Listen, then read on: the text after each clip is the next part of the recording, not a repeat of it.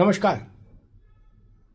क्या समाजवादी पार्टी ने बैठे बैठाए भारतीय जनता पार्टी को एक बड़ा और प्रभावी मुद्दा दे दिया? जी हाँ, लग तो कुछ ऐसे ही रहा है। प्रायोजक हैं cancer healer centre, a new beginning. Maharashtra से औरंगजेब को लेकर जो विवाद शुरू हुआ वो उत्तर प्रदेश के सियासी अखाड़े में आकर अब असली रंग दिखा रहा है।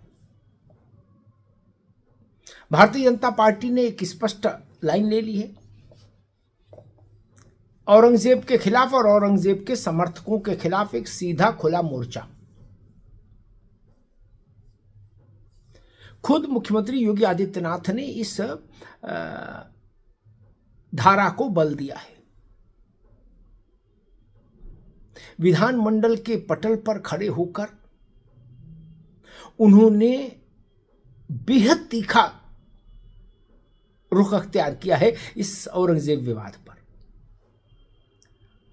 उन्होंने यहां तक कह दिया समाजवादी पार्टी के लिए कि आप अपने उस कमबख्त विधायक को या तो पार्टी से निकालो, अबू आजमी को, और अगर नहीं निकाल सकते तो उत्तर प्रदेश भेज दो, हम उसका समुचित उपचार कर देंगे। योगी ने ये लाइन इसलिए ली ताकि काडर में एक संदेश जाए कि इस मुद्दे को पर आगे बढ़कर समाजवादी पार्टी पर हमला करना है, समाजवादी पार्टी को कटघरे में खड़ा करना है। और मुश्किल तब और हो गई, एक अध्याय वहां तक पूरा हो गया था जब वो अबू आजमी ने माफी मांग ली थी और कहा था हम अपनी बात वापस लेते। हालांकि ऐसे अपराधों पर माफी मिलती नहीं, लेकिन फिर भी उन्होंने अपनी तरफ से एक बात कही। लेकिन जब वो निलंबित किए गए अबू आजमी, तो उसके बाद समाजवादी पार्टी के मुखिया अखिलेश यादव ने जो रुख अख्तियार किया, जो लाइन ली, उसने समाजवादी पार्टी को और गहरे संकट में ले जाके खड़ा कर दिया। अखिलेश जी ने अबू आजमी के निलंबन को सच की जुबान पर अंकुश बता दिया। उन्होंने कहा सच की जुबान बंद नहीं हो सकती, वो रुक नहीं सकती, हमारे ये लोग बहादुर दानिशमंद हैं।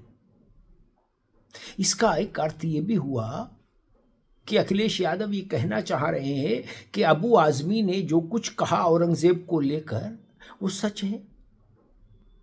तब तो अबू आजमी और समाजवादी पार्टी का नेतृत्व तो एक ही नाव पर सवार है औरंगजेब के संदर्भ में। बस यहीं से मुश्किल हो गई और इसके बाद समाजवादी पार्टी पर हमला करते हुए भाजपा के छोटे बड़े तमाम नेताओं ने एक सीधी लाइन ली कि समाजवादी पार्टी का मूल स्वभाव ही ऐसा है, वो औरंगजेब और औरंगजेब के सिपहसालारों के पीछे खड़ी होती पार्टी। उत्तर प्रदेश हो या भारत का कोई हिस्सा हो, औरंगजेब के नाम पर राजनीतिक दलों को कुछ हासिल नहीं हो सकता। औरंगजेब जिंदाबाद का नारा लगाने से वोट घट सकते हैं, इसकी तो गारंटी है। वोट एक भी वोट बढ़ेगा इसकी कोई गारंटी नहीं। वोट घटने की पूरी गारंटी है, 100%। समाजवादी पार्टी इस सत्य को नहीं समझ पाई क्या कि ना हक बे मतलब औरंगजेब जिंदाबाद का नारा लगाने निकल पड़ी। योगी आदित्यनाथ ने कल कहा था विधानसभा में, उन्होंने कहा था कि कोई समझदार मुसलमान आज तक अपनी संतान का नाम औरंगजेब नहीं रखता, क्योंकि वही औरंगजेब है जिसने अपने बाप को कैद में रखा, शाहजहां को, और तड़पा तड़पा कर मारा, पानी तक के लिए मोहताज कर दिया। योगी आदित्यनाथ ने किस्सा सुनाया कि शाहजहां ने अपनी जब ये दुर्दशा देखी तो उसने एक पत्र में लिखा कि हमारे ये जो औरंगजेब जैसी संतानें हैं, इनसे बेहतर तो हिंदू हैं जो जीते जी अपनी माता पिता की सेवा करते हैं और मरने के बाद भी उनको भोजन और पानी देते हैं, श्राद्ध का उल्लेख होगा। तो औरंगजेब को लेकर भारत के मानस में एक बहुत वितृष्णा वाली छवि, एक खिन्नता पैदा करने वाली, आक्रोश पैदा करने वाली। ये वही औरंगजेब है जिसने सोमनाथ का मंदिर तोड़ा, जिसने मथुरा में श्री कृष्ण का मंदिर तोड़ा, जिसने काशी में विश्वेश्वर महादेव का मंदिर तोड़ा। सैकड़ों मंदिर तोड़े। और ये वही औरंगजेब है जिसने अकबर के समय में जो जजिया कर बंद हो गया था उसको फिर से शुरू किया और पूरी सख्ती के साथ लागू कराया। और सबसे ज्यादा, सबसे बड़ा, व्यापक, हिंसक कन्वर्जन, धर्मांतरण अगर इतिहास में कभी हुआ तो वो औरंगजेब के शासनकाल में हुआ। उससे घृणित, उससे हिंसक, उससे बर्बर धर्मांतरण, तलवार के बल पर धर्मांतरण कभी नहीं हुआ था भारत में उतना बड़े पैमाने पर, जितना बड़े पैमाने पर सत्ता का दुरुपयोग करके औरंगजेब ने कराया। औरंगजेब के दंभ का आलम यह था, वो अपने को खुदा का बंदा, खुदा का दूत मानता था, जिसे मैसेंजर ऑफ गॉड, उस टाइप का। अब समाजवादी पार्टी मुंबई तक की बात रहती, वहां भी ठीक था, लेकिन जब अखिलेश यादव मैदान में कूदे और उनके प्रवक्ता कूदे, नेता कूदे, तो उसके बाद से फिर पूरी पार्टी चपेट में आ गई, लपेट में आ गई। अवधेश प्रसाद फैजाबाद वाले सांसद भी इसमें निकल पड़े, कूद गए। तो अब महाराष्ट्र में नफा नुकसान हो सपा को तो उसकी सेहत पर बहुत फर्क नहीं पड़ता, क्योंकि वहां उसके पास कुछ बहुत है नहीं। लेकिन अगर उत्तर प्रदेश में औरंगजेब ने समाजवादी पार्टी को थोड़ा भी डेंट पहुंचा दिया तो सपा के पास खोने के लिए बहुत कुछ है। क्या समाजवादी पार्टी इस नाजुक हालात को समझ रही है? और अगर समझ रही है तो फिर क्या कारण थे कि अखिलेश यादव को अबू आजमी के समर्थन में निकलकर बाहर आना पड़ा?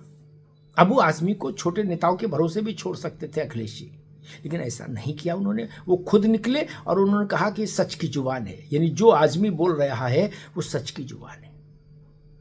तो योगी जी ने नहले पे दहला मार दिया कि इसको यहां भेज दो कुछ समय के लिए उत्तर प्रदेश, हम अच्छा उपचार करना जानते हैं और कतई देरी नहीं करते उपचार करने में। तो कुल मिला के तस्वीर ये कि औरंगजेब पर भाजपा बढ़त लेती दिख रही है। और सियासी गलियारों में चर्चा इस बात की है कि क्या समाजवादी पार्टी औरंगजेब के ट्रैप में फंस गई है? क्योंकि इंडिया गठबंधन में भी, ये बात ध्यान रखिएगा, इंडिया गठबंधन में भी चाहे उद्धव ठाकरे की पार्टी हो, चाहे एनसीपी हो और चाहे कांग्रेस खुद हो, किसी ने भी औरंगजेब के मुद्दे पर समाजवादी पार्टी का साथ नहीं दिया है, किसी ने भी। इंडिया अलायंस में भी समाजवादी पार्टी औरंगजेब के मुद्दे पर अकेली पड़ गई है, अलग थलग पड़ गई है। यहां से आप इस मुद्दे की पॉलिटिकल तासीर को समझिए। इंडिया अलायंस के दलों ने भी अखिलेश यादव का हाथ थामना नुकसानदेह समझा इस मसले पर। इसलिए लड़ाई में अकेले अखिलेश यादव दिख रहे हैं। उनके साथ न उद्धव ठाकरे हैं, न शरद पवार हैं, न राहुल गांधी हैं, न मल्लिकार्जुन खड़गे हैं। इवन सारी सजिन दलों के मैंने नाम भी, ये सब दल अबू आजमी के खिलाफ खड़े हैं। तो क्या अखिलेश यादव और उनकी पार्टी फंस गई है अब इस मसले पर? ये एक बड़ा सवाल। धन्यवाद।